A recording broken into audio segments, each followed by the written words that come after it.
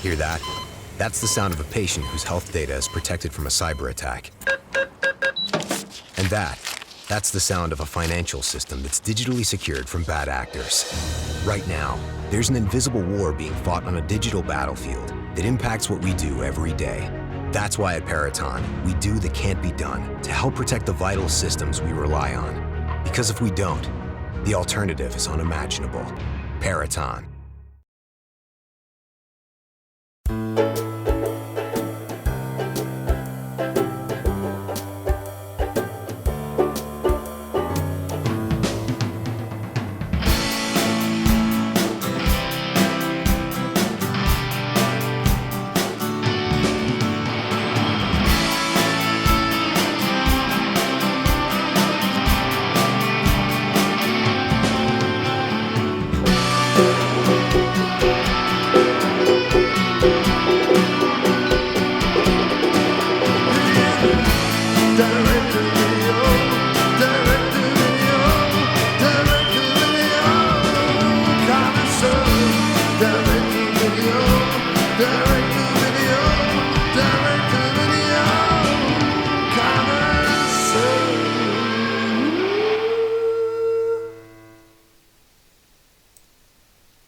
Hey, hello everyone, and welcome back to the Direct-to-Video Connoisseur podcast. Joining me as always is Jamie. Jamie, how are you tonight? I'm doing great. Happy New Year, everyone, and welcome back. Happy New Year and welcome. So, a couple weeks off here. Jamie, how was your holiday? Did you have a good holiday? I had a lovely holiday. It was really nice. The first snowfall of the year, of the new year, was on New Year's Day. So it started out, and there wasn't much to it. But we've got snow on the ground now, maybe a couple of inches, nothing major. But it was 6 degrees today, without the wind chill factor. That was just the temperature. So it's cold. It's cold out there. But I got to sport for Christmas. Brian gave me a Jason Voorhees ski mask. So it's like a hockey mask painted on top of a ski mask. So we went out walking the dog, and I wore that son of a bitch. I did. And so I'm walking around with my Jason Voorhees ski mask on. And that was all right because my face was warm and toasty. And that's what you need, yes. Here, it's we finally got our first snowfall yesterday. And, I'm used to, in Maine, I'm used to more snow, and I'm used to it being colder. I don't know if you can hear the fan going in the background here. Our apartment has a lot of drafts, and so I had to go out and buy this small little fan heater that is keeping the computer room that we're in, which is no heat. It's keeping me warm in here, so I don't know if you can hear that going. But we haven't quite hit the single digits yet. I think that's tonight. We get to look forward to that tonight. Which again, for me, it's something I'm used to. I found out that we're back home in Kittery, Maine. It's going to be -7, so we're going into just 7. It's not as bad here tonight. So. Well, I think winter is upon us. It is upon us. Yes. Now you're now in Georgia. What is the coldest that you normally would get in Georgia for the winter? We get down into the single digits on occasion. Mostly, though, it'd be in the teens. Yeah. We don't frequently drop below the teens, but we do probably once or twice a year. And there have been a couple times where we've gotten below 0. It's not very common, but most of the time it'd be probably 13, 17. That's going to be, but that's usually later in the year. That's like February. It's and that's cold. Right now it's probably, I have no idea. I haven't looked, but if I had to wager a guess, I would say it was probably in the 20s. Somewhere. So you get it cold down there too. It's not. It gets cold. It's it's not. I mean, what's so funny is because everyone's reaction is like, "Oh, you're moving to Michigan. It's cold up there." I'm like, dude, we don't live in the Bahamas. Yeah, right. It does get cold. I am familiar with that sensation. I even have a coat. Right. It does not get as cold as it gets here. And the wind here is biting. I mean, it bites right into you. And it's the coolest thing, though, because you can hear it howling around the side of the house. Yes. And at night, when everything's turned off and it's quiet, you can just hear it, literally howling. And that's cool. That's not something that I get down there very often. I mean, the only time you get howling winds that where I was when it was storming. Hmm. But here it's like an all the time thing. It's just the wind just howls around the house. So that's a new thing, but it's really cool. I like the sound of it, you know. Um I've been watching. I don't know if you're familiar with um the old miniseries Centennial that was based on the James Michener novel. I've heard of it. I kind of know. Run it. What is it? What exactly is it about? I think I've heard of it. I know what you're talking about. It takes place over 100 years, well, roughly, and it's based around this town called Centennial. It has Robert Conrad and Richard Chamberlain, of course, who is in every miniseries ever made. Right. But it has everybody, and like Donald Pleasance is in it, and Richard Crenna. I mean, it's just the I can't even begin to list off the name. Anybody who was anybody at the time is in this thing. Hmm. And it originally aired in 1978. Okay. So it's basically a western. It's like, and it takes place in Colorado. So you follow like the trappers that were going along the river Hmm. in Colorado and facing off with the Native Americans, and then following them up through. Right now, we're at the stage where they just did a Longhorns episode where Dennis Weaver was transporting Longhorns from Texas to Colorado. So it's just you're just watching the growth of the Midwest kind of thing. Hmm. And anyway, so that's kind of cool. So I'm watching that. So it's like all pioneering, and then it's snowy outside, and you can hear the wind howling. It just sort of adds to it. I'm really enjoying that. Yeah. Now, yeah, I was gonna say Richard Burton. He did pretty much every 70s miniseries at that time. Oh yeah, I mean, Yeah. because Shogun and Right. um oh, like the Dove, not Dove, the oh, what's the one? Oh, anyway, but yeah, Yes. if there was a mini series in the 70s, Richard Chamberlain was in it. That was They called him. that's all he ever did. Yes. Yeah, 'cause I remember like when TNT first started as a cable channel, they would show a lot of those mini series. They'd either do like a marathon of them, or I don't know how they would set them up, but it seemed like every one that they were showing had Richard Burton in it. It's Richard Chamberlain. Yeah. Wait, Richard Chamberlain. Richard Chamberlain. Okay, yes, I don't want to confuse the two. Yeah, it seemed like every one of them. You'd see the beard. You'd see him. He'd be in agony. He'd be Thornbirds, that was it. The Thornbirds. Yes. Yeah. Um. Oh, Brian, by the way, just said that I sound really low. Oh, you do. Okay. Well, let's see how we can fix that. Um, Um. let's. Yeah, I have that on DVD, and I've watched it a couple times. I watched it when it originally aired, and then it aired again sometime in the 80s. I watched it then, and then I got it on DVD when it came out on DVD. And Brian's never seen it, so I'm showing it to him. Mm, And it's just I love that sort of thing because we had this love affair with everything Western and yes. pioneer when we during the 70s, Hmm. like Little House on the Prairie and things like that. It's just that there was this callback Yeah. to that time period, and even the Brady Bunch went Yes. when they went to the Grand Canyon and got all westerny and ghost town on us. So there was a real love for that sort of thing back then, and it makes me very nostalgic. I love stuff like that. So I sit and I'm very old. I sit and I crochet and I watch Western things. Yeah, what's interesting is I've always found the difference between American westerns, especially in the 70s, but even before that. You think of like some from the John Ford ones as well, but you compare them to the spaghetti western in Italy, where it's like the spaghetti western celebrates the chaos, the frontier, like the lawlessness, because they're so used to civilization having been in there, where they were in Italy for, millennia. Whereas in the United States, we always celebrated the creation of law and order, somehow like taming the West. That's how our Western seemed to go, somehow taming the law. Whereas the Italians celebrated the lawlessness and the wildness of it.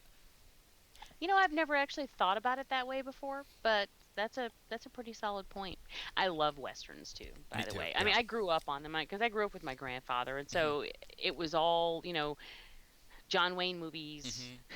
all the time, and of course on TNT even after I moved away from home, anytime I would go back to visit him, it doesn't matter what day of the week it was, it doesn't matter what time of day it was, and it doesn't matter what time of year it was. Whenever I went to visit him, there was a John Wayne movie on Hmm. somewhere, and he was watching it. And then also, he was a big Clint Eastwood fan, Hmm.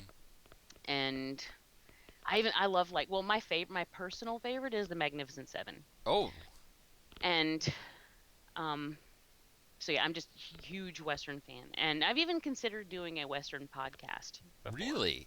I haven't done it, but I thought about it. Yeah, I was gonna say I think my two favorite westerns are either Stagecoach or High Noon, but I also love Django, the original Django. I've always loved that one too. So yeah, that's the thing with westerns. Like one thing I've always loved about High Noon is that it had that same mentality of the taming the West, but it was like that idea that Gary Cooper is almost like they think of him as a dinosaur, the Hmm. lawman, the single lawman, and he's the one who has to save the town because they have tried to, they want to, I don't know, you know, commercialize it or, make it a bigger town, and they feel like the single lawman is an outdated premise and he has to save the day. There's something very romantic about that time period. I mean, that we have romanticized Hmm. through television, because you watch the movies and you watch the TV shows that were based, during that time period, and then you think about how it really was, and it's completely different. Yes. It's very romanticized for our benefit. Hmm. But if you go back and you think about, um the shaft that was given to the Native Americans, Yes. and it's just, I mean, all the injustice that went on. But when we're watching older westerns, it was very, oh, Indians are bad, and then they, Right. they come like, "Bark, bark, bark, bark, Yes. bark," Yes. and then you shoot them and they fall off their horse, and then Oh. they do that amazing thing where they dive from their horse onto somebody, which magically knocks them out. Hmm. um and it's all very, shoot the Indians, Indians are bad, and then um and then, kids grew up playing cowboys and Indians, that Right. sort of thing. So, which is just like cops and robbers. Hmm. um and then when you get older, you learn that, that's Yes. not exactly the way that it should be portrayed, and it really kind of breaks it. Really, it does break my heart. I mean, Yeah. there's when I was watching Centennial, there was it's fictionalized, but it takes place during real events that were going on, and so the characters are fictionalized, but a lot of the events are either examples of things that were happening or things that actually happened. Hmm. So, but I'm just reduced to tears, at some of the god awful things that were done Yeah. to the Native Americans. That is just, I mean, that was 200 years ago, but it's still just, it just, oh my God. So Yes. anyway, I don't know why I'm talking about this. Why am I talking about I, this? y- Oh, because the wind was howling. That's Yes, why. the way, and which is, but if we want to segue, because even though I totally agree with you about kind of the whitewash, like the Westerns did a really good job of reinforcing the whitewashing of history, I think, in the United States. Like, Hmm. they really, kind of made white America feel good about manifest destiny and all of those things.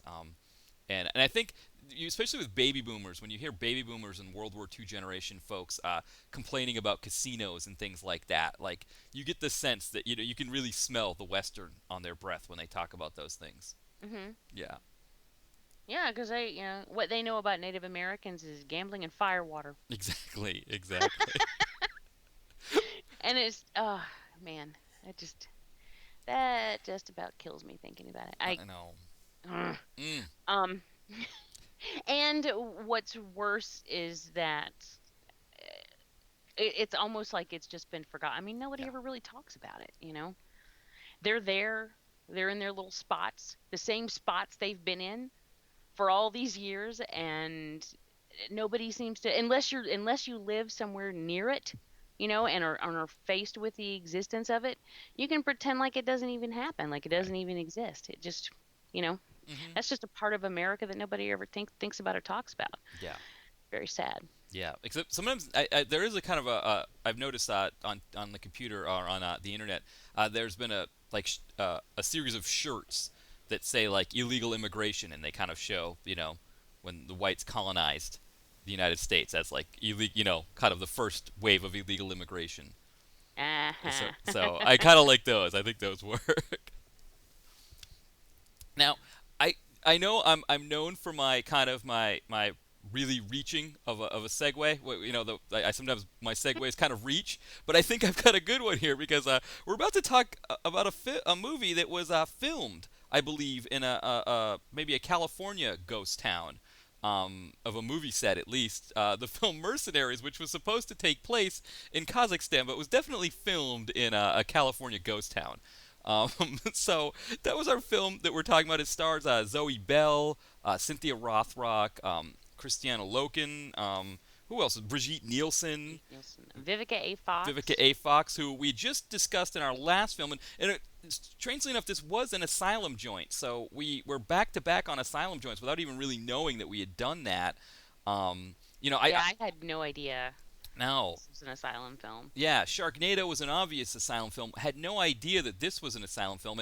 And Vivica A. Fox looks strangely like her hair and everything looks a lot like it did in that film. So I'm wondering if maybe either she agreed to do this one knowing that she would get a chance to be in Sharknado and that kind of phenomenon, or I don't know how the two tied in, or maybe she just did a two-film contract and shot them back to back. But yeah, so let's just jump right in. Overall thoughts, Jamie, on Mercenaries. What did you think? Well, I think Zoe Bell was good. Mm-hmm.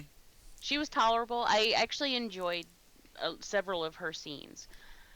For the most part, though, I think Cynthia Rothrock was sadly wasted. When she was on screen, there wasn't a whole lot for her to do. And then, even then, her acting wasn't very good. And I'm like, I was like, I'm not sure what happened there. But Vivica A. Fox is the same Vivica A. Fox she's been for a while. I almost felt like she was attempting to channel her Kill Bill ness, Yeah. through in this character. It's almost like I've done that before. I mean, because we do have a couple of Tarantino graduates here in this film, and there were a couple of lines that were very dangerously close to Tarantino dialogue, and I'm like, come on, guys. But the writing overall was terrible. I mean, it was just awful. So many things. I'm going to believe that the U.S. government, whom we know just from living everyday life, but also from watching a shit ton of other action films, that when the government is involved in something, it's fucking involved. Yes. Okay? I'm not going to believe for a second that the U.S. government does not have their shit together for this mission to save the president's daughter, that they end up having to rely on the intel of a local teenager. Yes. To get them into where they need to be. Well, right, because they had the handler. Calling bullshit on that. Yeah, the handler. He got killed or something. They had a handler from Tajikistan who. She wanted to abort the mission, and she was like, "No, do not abort." You can't abort the mission. This is the president's daughter. This isn't you're not just going in for shits and giggles. Yeah, we don't feel like it anymore. I just don't see them not having a contingency. Something. Yeah. I just don't see them having to rely on this 15-year-old girl who we have to watch them run around with for a good 3 minutes when we first meet her. And then she, of course, gets them the idea of how they're going to infiltrate Brigitte Nielsen's whole thing. And then at the end, she gets her payback from Brigitte Nielsen. And then we get this very touching scene with Zoe Bell, who is just like, "Oh, you can go to the mall and you can go to the prom. What was that? I'll take you to America, and I've known you for 7 minutes, but your death is really, really affecting me right now." That's the kind. Yeah, that's the kind of person Zoe Bell was. The teens really. That's how she was. Her character was her character named Clay. When we first meet her, she just wants her fucking pizza day. Yes. Yeah. And she's all hardcore about eating her pizza, but then an hour and a half later, she's having a fit over this kid that she knew for no time at all. I don't know, it was very, I'm like, how am I supposed to care about these characters? How am I supposed to believe that they care about this character? Because I don't. Yeah. I don't give a shit. I don't even know this kid. Right. She was kind of a little asshole. Yeah. She was a little brat. Yeah. I mean, for me, one of the funnier parts is at the very beginning where they set the stage for why they're going to, first of all, we're taking these women from prison, right? I guess that's the deal. Is that they're like it's kind of like a Dirty Dozen type deal here, I guess, or is that what I'm thinking of? Inglorious Bastards, kind of, Yeah, you yeah, know, the original Inglorious Bastards. yeah. I think Dirty Dozen Dirty Dozen. probably sums it up pretty well. Yeah, Um, and yeah, we're dragging them from they're the dregs of society that right. we've had locked away for whatever reason or another. Former agents who then turned, was a turncoat and Yes. killed one of our agents. So are we surprised at all when she did exactly the same thing Yes, she was. here? Yeah. But anyway, I'm sorry. So you Well, um well, yeah, no, it's just like the conversation that because Cynthia Rothrock is like a higher up in the CIA, and she's talking to her partner, not like life partner, but I mean like a job partner, about the situation, and like the whole back and forth with them about how we get to where we're taking 4 women from prison and using them to try to rescue the president's daughter. Well, Brigitte Nielsen, who is the baddie, she's the one who's kidnapped the president's daughter. And they go, well, she doesn't trust men. But she thinks women are like really weak and easy to manipulate. So we need to have a team of women. We couldn't get a group of guys close enough. She wouldn't trust them. Okay, so we need women. Well, the problem is we don't have any women trained because we just started putting women in combat, so there aren't any women trained well enough, except for Zoe Bell. Apparently, seems to have been trained well enough because they had to get her out of prison, but so if there's a Zoe Bell female who was trained well enough, why are there not other women who were trained well enough? But anyway, so it's like, yeah, so we do the back and forth. Suddenly, no, we're just grabbing them from prison.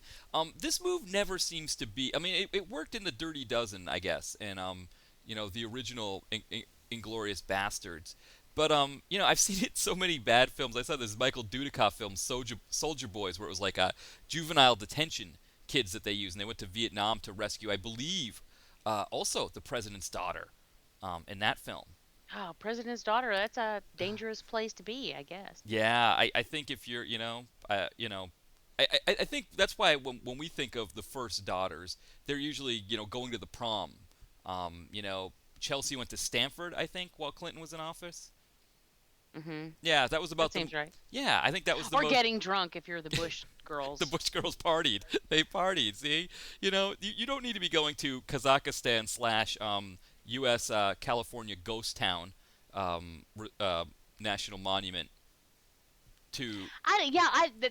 That's a very valid point because bullshit. They're going to be sending her to a place like that's kind of iffy anyway. Yeah. I mean, I can see her making some sort of trip to like Cabo. Yes. Or I'm going to Canada or Switzerland or some place that's totally safe. They're not going to send the president's daughter to a place that may or may not be on the edge of falling apart, or being overthrown by a giant woman. Yes. Yeah. And so that's, we're already starting in bad territory. But see, for me, I was like, okay, I'm willing to accept all of this. Just get me to the action part. But, I think you could have done it easier in a few ways. You know what I mean? I think you could have easily, I don't know. There would have been ways that we could have done it a little easier. But, then it's like we get to the point where, okay, now we have our ladies. They agree to do this, right? Because they're going to get full pardons. Is that the deal?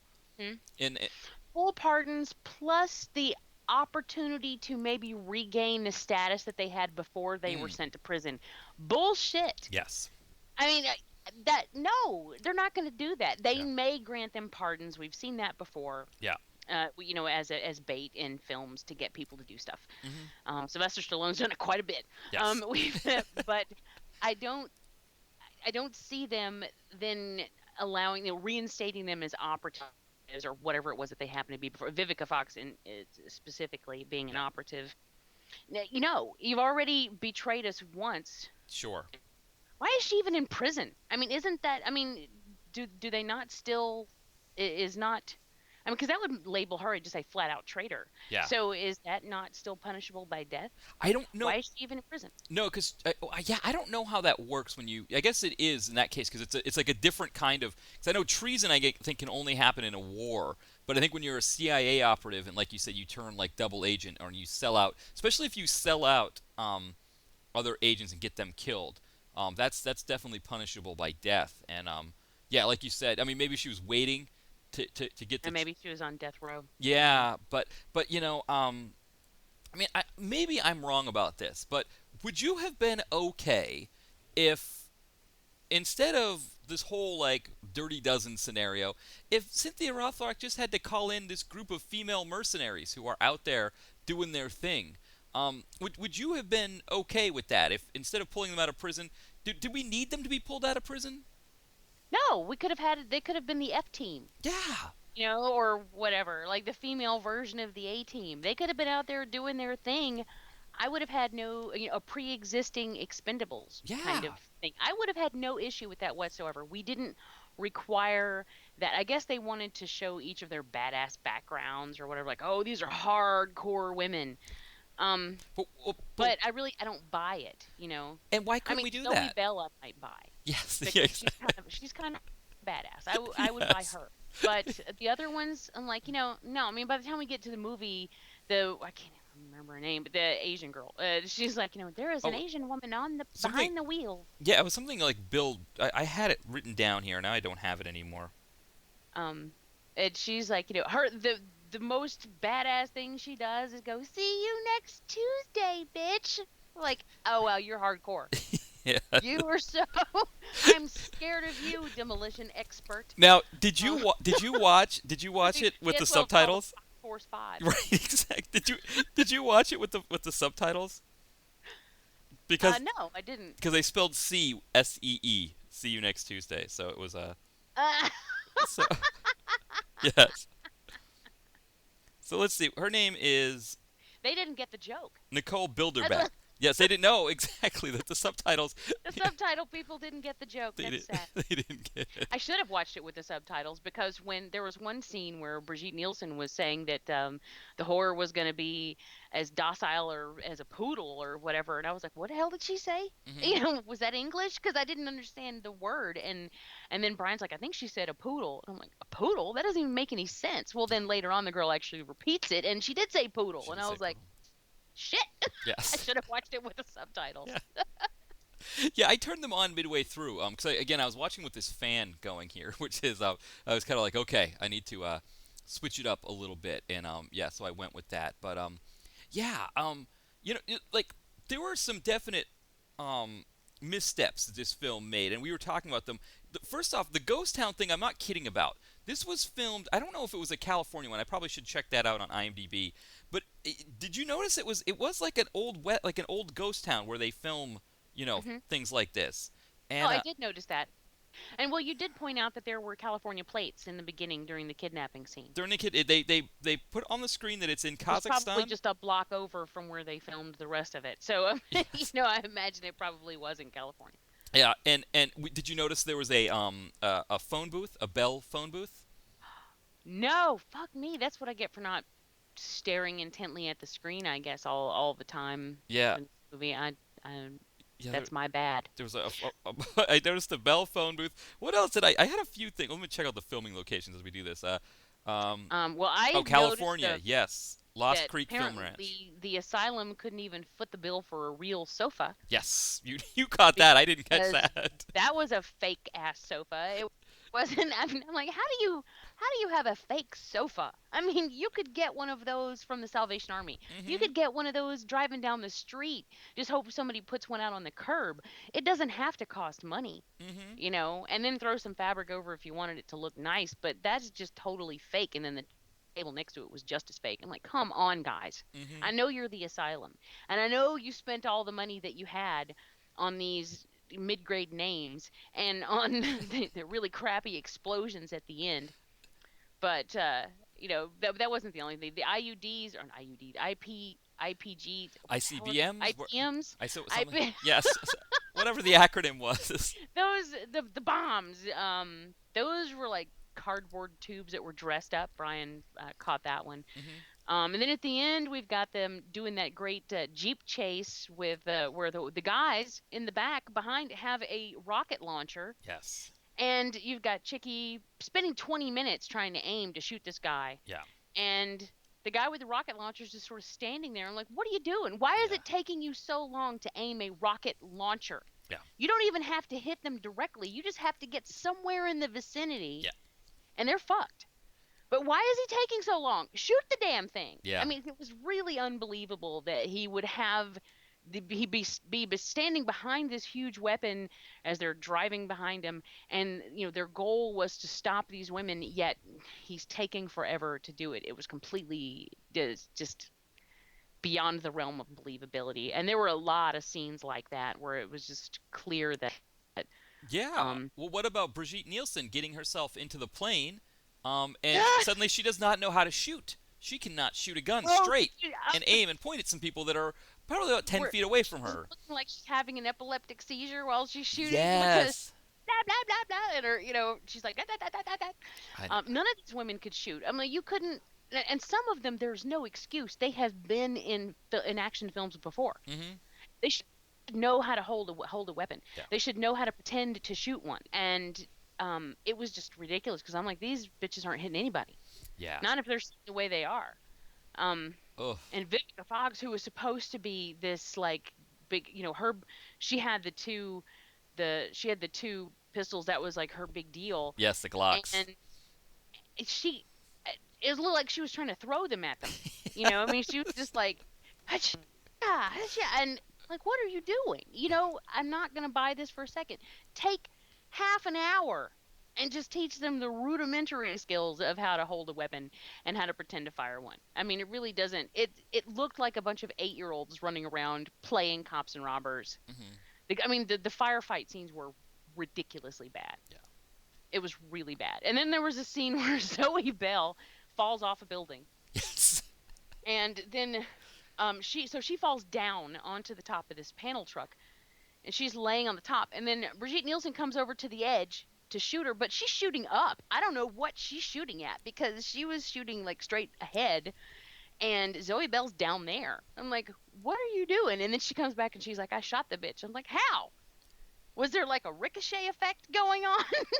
Well, what were you aiming at? and let's get to a good point here that I did not understand at all about what happened there. Is that Zoe Bell is on the top of this big, huge moving truck thing.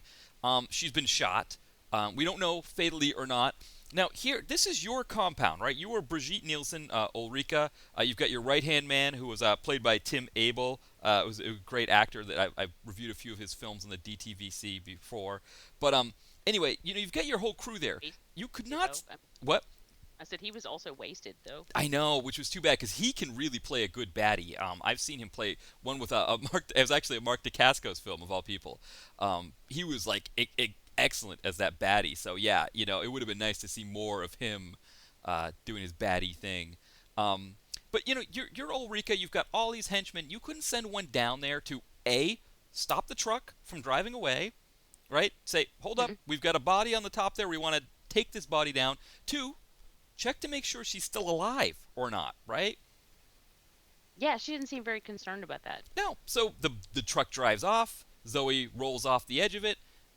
Fixes herself up. What does she do? She goes to a drinking hole in... Oh my lord! She, yeah, she finds this like a cantina, pours some liquor over the wound, digs out the bullet fragment. Which, by the way, that skin was so latex. It was bad. Yes. It was. I mean, it was so incredibly thin. Yeah. It was like parchment paper skin of an 80-year-old.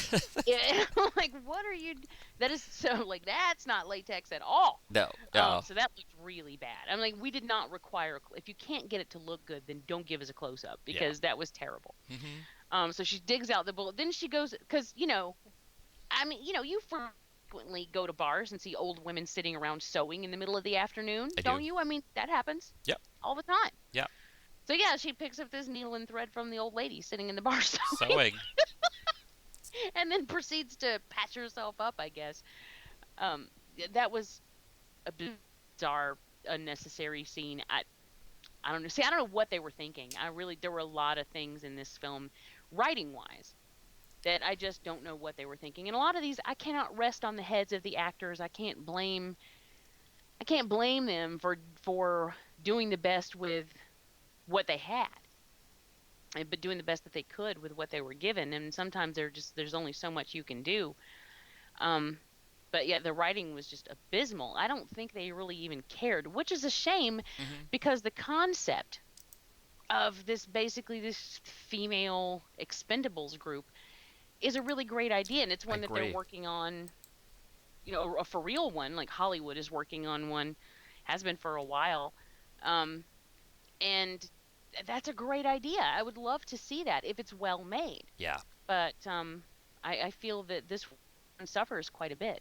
Well, But it wasn't all bad. I mean, there were some good points. well, Zoe Bell. We were just going to talk about who should be Right. in a Hollywood one. If they're going to make a Hollywood version of the Expendables, with women in the forefront, Zoe Bell should be like one of the top billed. I mean, she killed it. She did, and she has a stunt background, Yeah. so she knows how to do that. And you could see during some of her fight scenes toward the end, the big fight at the end, I thought she did a great job. Mhm. When her on the way to the rescue, after she rolls off the truck and fixes herself, there were a couple of iffy moments there with guys, um, that I was like, eh. But then at the end, I thought that she did a really good job. She had some good physical moves. There's something she does have the background for it, and she knows how to do it. And she also is not a bad actress. I actually enjoy her. Hmm. So I would love to see her in something worthwhile. Yeah, and we've talked a lot on here about people who are kind of in the next wave. Like we think of Scott Adkins as one that we talk about as like maybe you're gonna step in there and take over for these other guys when they get older and they're done. And I mean Zoe Bell seems to be just as good an option as Scott Adkins to go in there and kind of start to lead some of these films. Yeah, I could stand to see her do some more. I do really like her. I mean, she was one of my favorite parts of mhm, Death Proof. Hmm. Um, and I just watched that again recently, so it was kind of nice to see her in this. After recently having watched her in Death Proof. So I mean, it's I think she definitely has the chops, and she can do something if she's given something to do. Hmm. So she did the best with what she had, I think. Vivica Fox, I think she may have reached the end of her rope. I mean, Yeah. to be honest, I think even in Kill Bill, it was sort of a stretch Hmm. for her. I mean, I don't know if I've seen her do anything to top the stripper moves that she did in Independence Day. I mean, I think that may have been the pinnacle. Because I think after that she did there was like a TV police drama, Yes. Yeah. the what was it called, The Division Hmm. or something like that. When it just, I don't know what happened to her. It's like I thought I remembered her being a good actress, and then I see her in recent things, and she just seems very over the top, and I don't know, like she's just chewing it up and spitting it out left and right, only not in a good way. Yeah. Cynthia Rothrock was kind of stiff. Yeah, I was gonna say, well, yeah, with Vivica A. Fox, I think she doesn't know what to do with this Asylum material. I think, I think that may be right. yeah, and especially in action film, I think she what was wasn't there a cowboy film that she did? Oh yeah. A long time? I can't think of it, but yes. Yeah, I think this is the kind of movie that she just doesn't really know what to do with. I think I think she needs probably like either slightly better material or like something that she could work with a little bit more. I think between this and Sharknado, she just it's not stuff that and I think she's trying, but I think it's like we're forcing a square peg into a round hole. Hmm. Well, I mean, she spends a great deal of her time, making hard faces Yes. and growling. Yeah. And then when she's talking like, I'm going to burn you, Yeah. and then she's making these hard faces, and like the scene where she's at the poker Yes. table and she whips out her guns and she shoots the guys and then she kicks the table up and then suddenly she, for no reason, and I don't even know how, goes flying Yes. across the table, both feet off the ground, and Hmm. tackles the guy on the other side of the table. Yeah. I'm like, what did you just do? Yeah. What the hell happened? Oh. Did Yeah. you slip into your Air Jordans when I wasn't looking? Because I Yes. don't know how you did that. Yes. But it's just ridiculous things like that that just are way over the top, and whenever she does it, it just comes off looking cheesy. Yeah. Maybe someone else could make it look cool. I doubt it in that particular scene, But some of the stuff that she does, another actress may have looked cool, but to Yeah. her it just looks forced Yeah, I agree. I agree. And and awkward. yeah. And I was trying to think who would play that role. And I think that's part of the problem maybe with the Asylum is that they, for parts like that, they kind of get people like Vivica A. Fox who are, kind of looking for work, trying to find it, because, Hollywood is not very kind to women as they get older. And so, you've got to try to find your roles where you can get them, maybe. And, I think maybe she thought if she could get in. And so the Asylum, I think, they like to do that. They like to get women who are maybe passed over by Hollywood at this point, Mm-hmm. or even passed over by TV. They used to have TV roles, and so I think that's part of the problem too. Is the Asylum wants a name attached to a part as opposed to getting somebody who might fit the role better. And so I think that was definitely an area where the film suffered because I think it wasn't a good marriage between those two. Yeah, and I'm wondering if it almost feels like she's trying to channel Pam Grier when she does Yes. stuff like this, and she's just not Pam Grier. Yeah. That's the thing. It's that's not who you are. Yeah. Don't do it. Yeah. It doesn't look natural. Yeah. When Pam Grier does it, it looks natural because that's who the fuck she is. Yeah. But it just doesn't work for everyone. And the last thing before I saw her do Sharknado 2, I think the last thing I'd seen her in before that was she was doing the reunion special for Jersey Licious. That's what Jen said. Yeah. Jen was saying the same thing. And I was like, and even then it seemed over the top and forced. I Yeah. mean, she just was very, I don't know. Yeah. I just don't know if she needs to be. Maybe she needs to hang it up because I'm not sure what she can do. Yeah. But yeah, I mean that was the last thing I'd seen her in, and then all of a sudden she pops up in Sharknado 2, and I was like, whoa! Yes. Or, I think I just admitted openly that I watched the reunion special for Jersey Licious. it happens.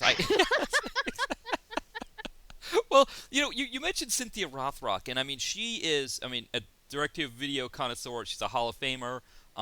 We've been looking for her to kind of get back into it with everyone else, but I think she had a small half a fight scene in this, but I think she might be done with the fight scenes. I think she's, either trying to pass the torch on to people like Zoe Bell, or she just doesn't really feel like she wants to do it. I think maybe she looks at some of the guys who are still doing it and thinks, they don't look good.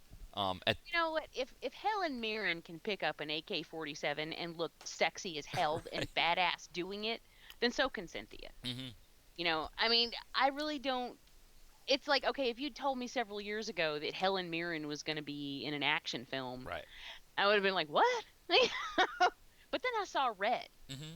and I was like, oh shit. Yeah. So, and she has the background for it. I think she can do it if she wants to. Maybe she doesn't want to.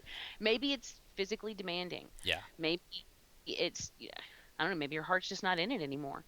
Yeah. But Well, and I was going to say, when she first started her career, she was, in the late 80s, mid to late 80s, she was doing, like, the legit Hong Kong stuff, which is very taxing. You know what I mean? That stuff, when you see her films that she did there, and I've reviewed a few of them for the blog, that's like the real deal, and I think even when she came to the States and started doing films like, the China O'Brien series and Rage of Honor, those kind of things, I'm sorry, but when she started doing those films, it was like, okay, let's. I think she still made sure she kept that level. And I do know that she, towards the end of her career, in the '90s, she started trying to do more dramatic roles. And I remember she talked about one film that she did where she acted opposite Brad Dourif and how much of a honor that was for her, and she did actually do well with it. I think if the material's there for her, she can do it. This film, obviously, she's got to try to sell to us that the U.S. government is going to take criminals and send them over to Kazakhstan / the Old West. made up a stand. Right, he made up a stand to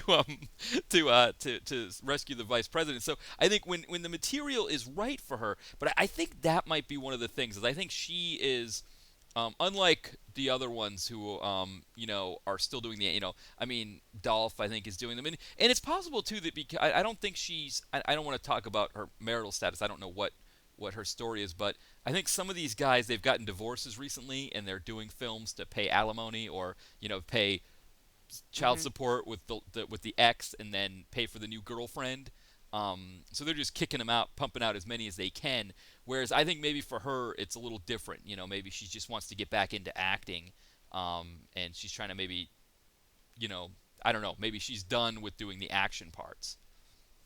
Yeah, and I'm sure that they approached her because her name would add a certain amount of cred to an action film, Yeah. to a female action film. Yeah. But I think that what's sad for us is that there is a little bit of an expectation that goes along with that, and it was like, that's not really what I wanted to see. Yeah. I didn't want to see her walking around with bad hair and a suit. Yes. I wanted to see her doing something. Yeah. Even if it was just a little bit, even if they had to hone it in a little bit, give us a little bit of what she's known for. I mean, it's kind of like how I felt when we were watching Dolph Lundgren and Scott Adkins fight a giant lizard. Yes. It's not exactly what I expect when I see their names attached to something. And maybe that's me. Maybe that's my problem. Because I have this sort of expectation attached to it. But no. At the same time, it just sort of makes me sad. Yeah, no, I agree. I mean, I think the better play would have been, and again, we don't know if Cynthia Rothrock was on board with doing something like this, but I think the better play would have been that Zoe Bell gets the vice president out of there, but her two teammates or two partners are captured, and she comes back and she's like, I got to go back for them, and Cynthia Rothrock goes, no, they're collateral damage, it's just what happens. We got the package. She's like, no, you don't understand. I'm going back. And then Cynthia Rothrock goes in with her. Like, you're not going by yourself. You can't. It's a suicide mission if you go alone. But if I go in with you, and then that would have been cool, right? Kind of that would have been a real passing of the torch if that's what she wanted to do by not really having as many action scenes. Yeah, there was that reminds me of another scene where they free the president's daughter, and then she gets snatched back, and then they've got that scene it's like a chapel where Brigitte Nielsen and Vivica Fox are holding her at gunpoint, and then Zoe Bell walks in. She's all strapped up with explosives, and she asked the president's daughter. She's like, "What would it be worth to you to know that this woman's not going to hurt any other women ever again, because she's running basically a whorehouse out of her." Every woman, what'd she say? Every woman who is there at some point has to work for her. Exactly. Yeah. Something. I don't know. Basically, she's trading on these women's flesh, which is not cool, and not treating them well, and it's not it's not an ideal situation. Right. But she's like, what would you be willing to give? And she's like, everything. And I'm like, no, wait a minute. I feel just as badly for all the women that are in this position, and I don't want this to happen to them. But blowing us up in order to take out one person who is doing this is not going to solve anything. No. And I just don't see that being very realistic. Like, I would give everything to keep this one woman from mistreating her handful of women here. I'm like, what are you stopping? You're not stopping anything. That's ridiculous. Yeah, didn't you think? Now, tell me if you were on the same page with me on this, there that the bomb thing, the whole Zoe Bell coming with the bomb strapped to her. Didn't you think it was like a ruse, right, or bluff, and that really Christiana Lokinen, who was the sniper, was going to take them out or shoot something or do something that was going to get the president's daughter freed. While she was had the gun, you know what I mean? Like, I thought they were going to do some sniper stuff or something like that there, and they didn't. Yeah, and which they did not use her sniper abilities really at all. Once. Because the one time when she was actually supposed to be, when they ran the one guy down in the desert and it took her 30 minutes to set up the gun to shoot him, he would have been way gone by the time she actually did that. There was that. And then there was a scene on the Jeep at the end where it takes her 30 minutes to aim at the Jeep behind her, and then she misses the guy that she was aiming for, and she's like, don't tell Mylin, but I was actually aiming for the driver. And I'm like, wow, you're the sniper. This is your job. You had one job. Yeah. And that's to shoot straight. Yeah. And you did it once in the entire movie. That's sad. That was, that's a good point, because, the explosives woman, who I just lost her name again, but but she, Mylin was a character, yeah. She, the explosive woman, she did have more opportunities to use her explosive capability. But yeah, the sniper, you know, for being the sniper and all, she wasn't really sniping too much. She wasn't. No. No, no. She did a lot. She made a lot of snappy comebacks. Yes. They weren't so snappy. But that's another thing that annoyed me is that the dialogue was so trite. Yes.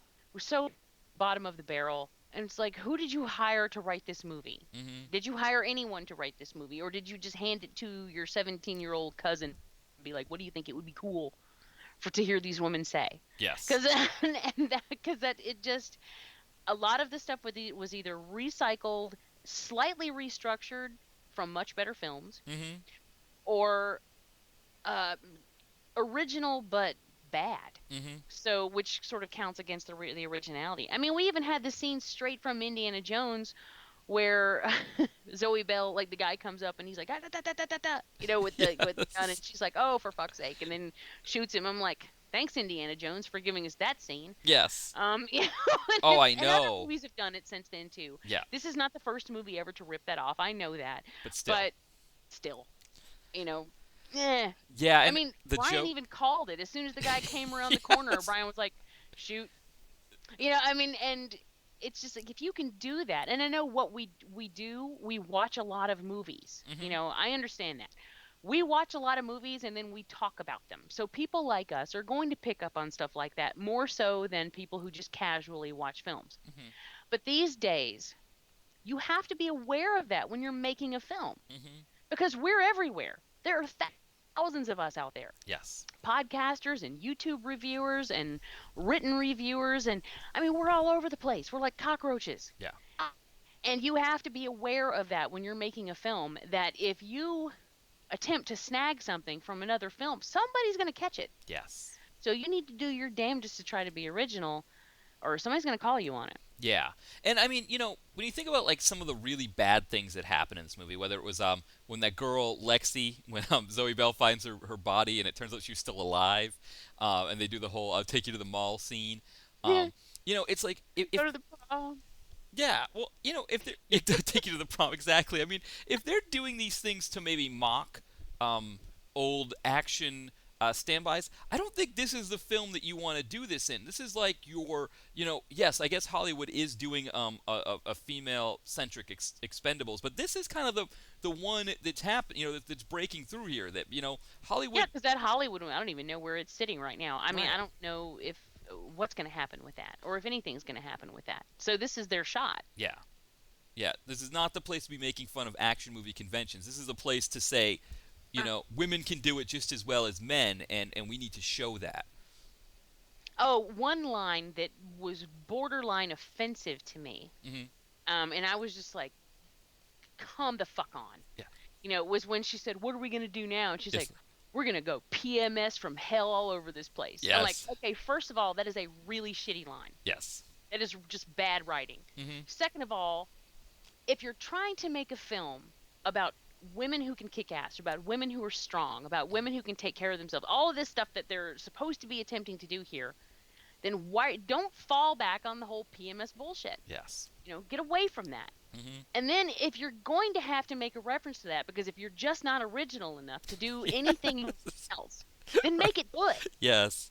So they didn't even do that. So I was just so angry at how bad that line was. I'm like, oh, why did you even utter that line? If I was Zoe Bell, I would have said, fuck you, I'm not saying it. Yes. If there was any question that this film was written by a man, it was answered right there, right? You didn't have to before you even go to IMDb and check, right? You knew, right? You knew that a man had written that. They had written the film.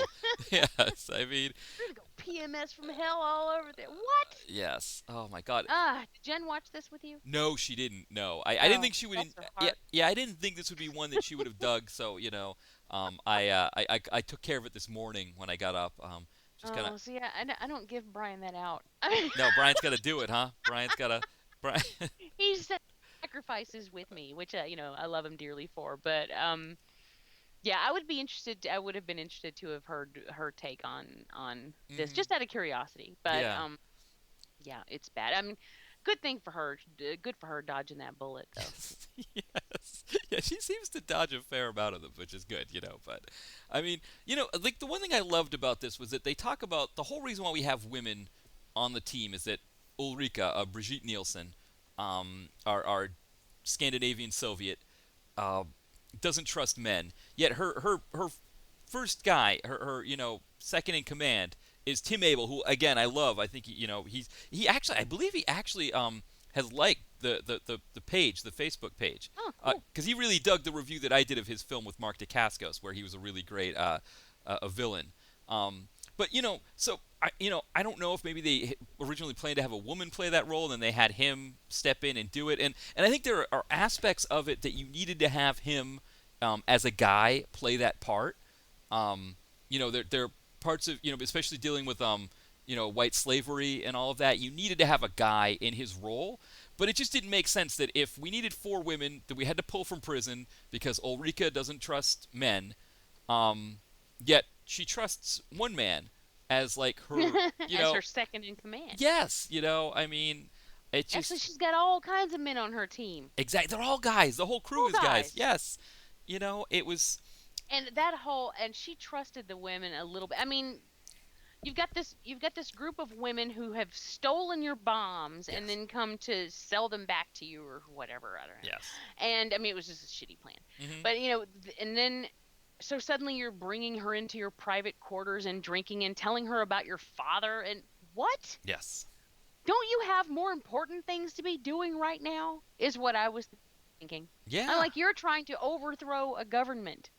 You want the entire country to be under your control, and you're going to stop and talk to this chick about your dad Mhm. and how he wouldn't let you play his reindeer games? Yeah. I'm like, I know exactly. It just wasn't. I don't. It Yeah. was so paper thin. And Everything about it was so paper thin. Yeah, I mean, it must have been such a shock to Brigitte Nielsen's character that the the exact thing that she thought the women were, which was the people, you know, the crew that was coming to save the president's daughter, turned out to be the crew coming to save the president's daughter. Poor Ulrika, you know, you know, she got knocked out by Zoe Bell, you know, that was it. It was, you know, and I don't. So, yeah. Yeah, I mean, I guess we've already, we're already close to 9 p.m. here, and we have. I don't know. I mean, what else is there to say about this movie? Was there anything else that we didn't catch up, or we didn't? Well, I will say that I will give props to Zoe Bell. I think Yes. she did well. Yeah. I think Brigitte Nielsen makes a good villain. Mhm. You know, she usually does. Yeah. And she's a little over the top, but then you expect that. You see her name and you know what's coming. You know, there's never any surprise there. Mhm. You know exactly what's coming at you. And it's been coming at you for decades, and we like it. You know, I like her. I have no issue with that whatsoever. It was a little bit silly at times, but, you know, Mhm. whatever. I like her. And then there were a couple of good fight scenes toward the end with Zoe Bell, who I think is really the one person who comes out of this mostly unscathed. Yes. Yeah. And when, you know, the parts where she is scathed, it's not really her fault. Yeah. You know, it's the material. Mhm. So, Yeah. I mean, I think. You know, you I guess there's, you know, it was kind of, I had fun with the movie. I found myself enjoying it, but by the same token, I mean, there's a lot wrong with it, and I think it's kind of, I don't know if you can blame the Asylum, because, you know, the Asylum just pumps these things out. I think the sad part is that this movie had to be made by the Asylum first before Hollywood could get in there and make a really good production. I mean, we've had, you know, when did the first Expendables come out? It came out like, I mean, who knows? I'm trying to think. several years ago. I'm not sure. I don't know when. Yeah. Exactly. I mean, the moment the first one came out, Hollywood should have been on the clock to put together an all-star. You know, and maybe they wanted to get Angelina Jolie because everybody seems to think she's the end-all, be-all for female action stars. I don't know that I agree with that, but I think Charlize Theron's made a pretty good turn here and there. You know who everybody seems to love right now is what's her face from Colombiana and Zoe Saldana. Zoe Saldana. You know, she's okay. Yeah.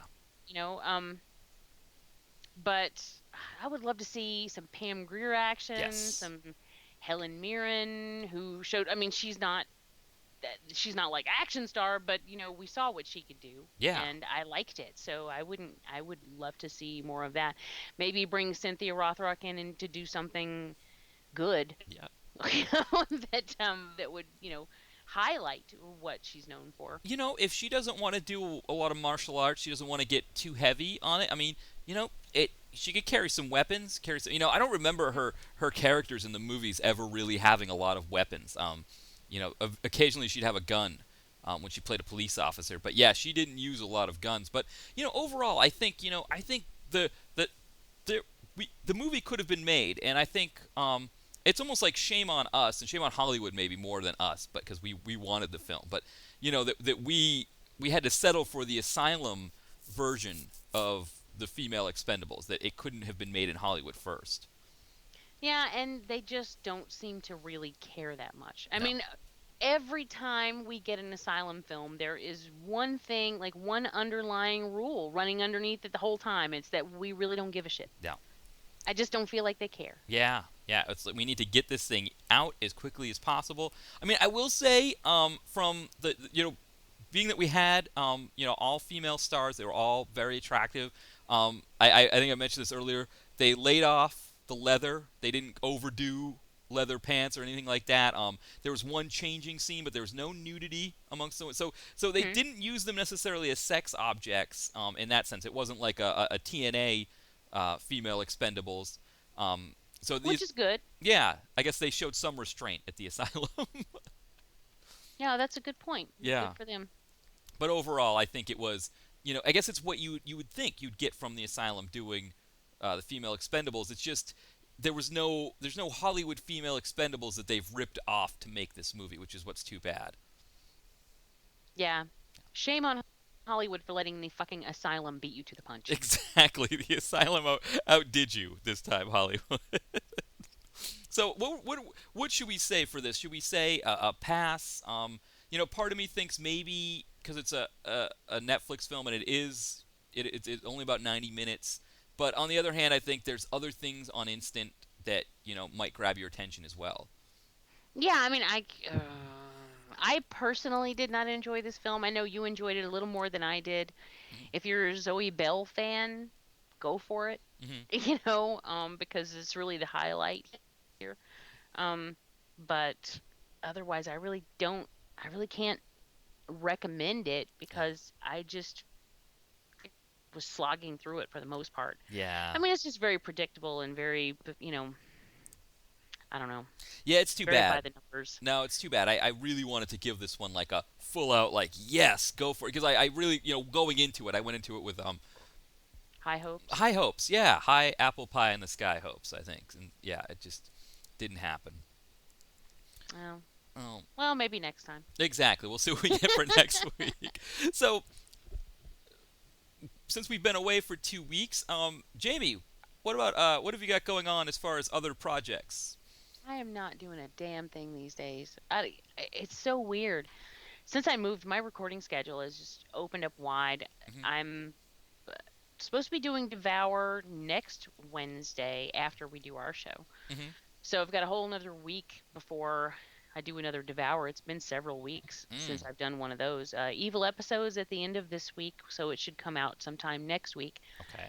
Um, Coming up on the Skeleton Crew, we're going to be doing a little jaunt through the history of horror, which should be fun. Is our 101st episode, so we're Mm, calling it Horror 101, and we're basically tracing our way from the beginning of horror to now, and just talking. We're going to be discussing trends throughout horror.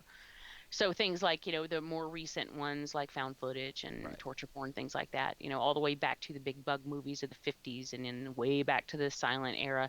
So we're pretty much going to be touching on a little bit of everything. And so that should be pretty fun. That's going to come out, I think, like February 1st or something like that. So now is that the whole episode, or is that just part one? We're just going to start with the. I think it's going to be an entire episode where we do the entire discussion. unless it just runs crazy long and then we end up breaking it up. But we only do Skeleton Crew once a month these days, so it's okay if they end up being a little long because we only do it once a month. So it'll probably be 3 to 4 hour show. Okay.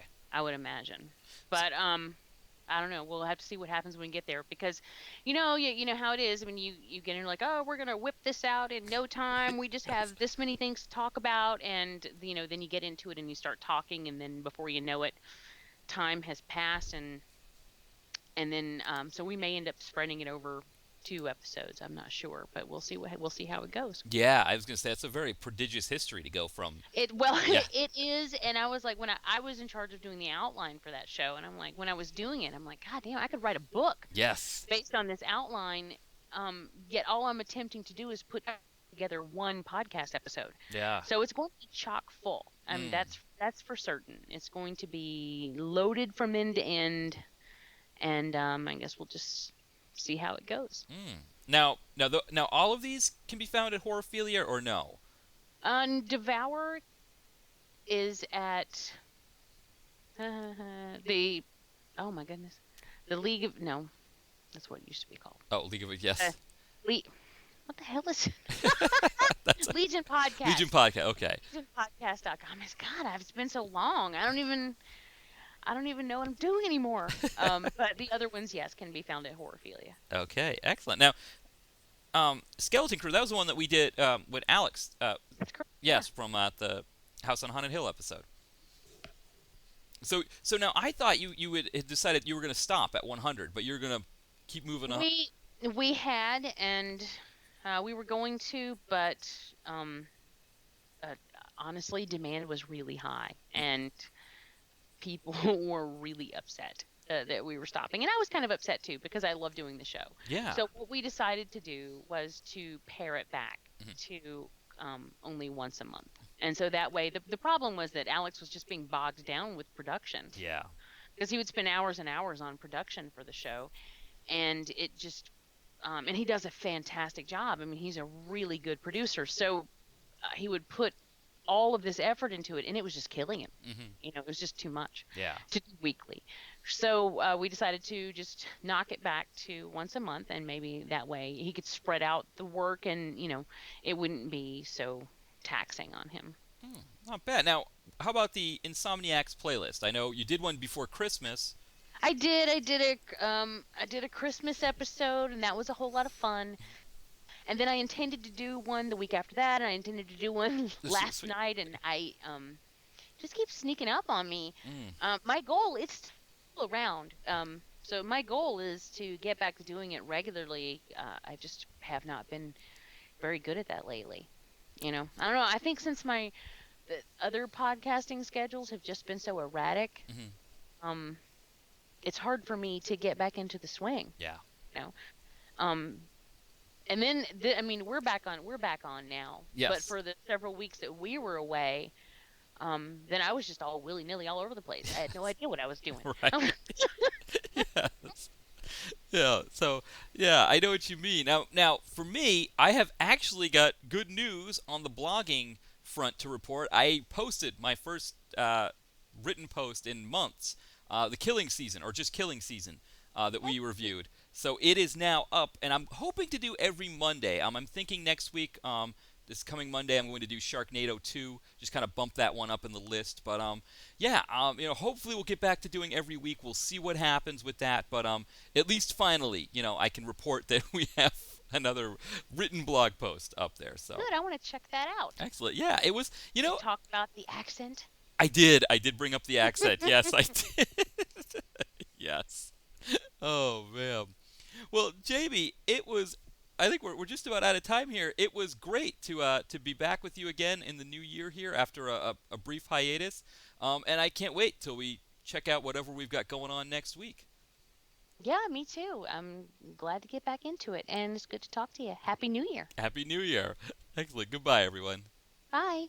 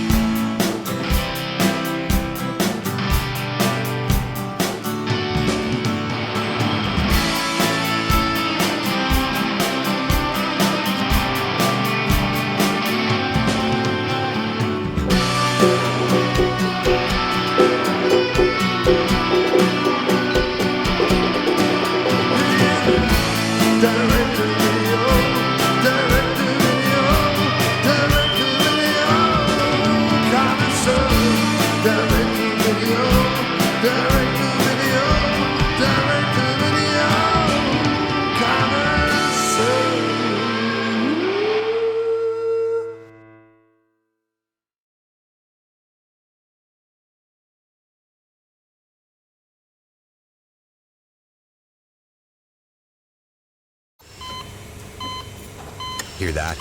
That's the sound of a patient whose health data is protected from a cyber attack. And that's the sound of a financial system that's digitally secured from bad actors. Right now, there's an invisible war being fought on a digital battlefield that impacts what we do every day. That's why at Peraton, we do the can't be done to help protect the vital systems we rely on. Because if we don't, the alternative is unimaginable. Peraton.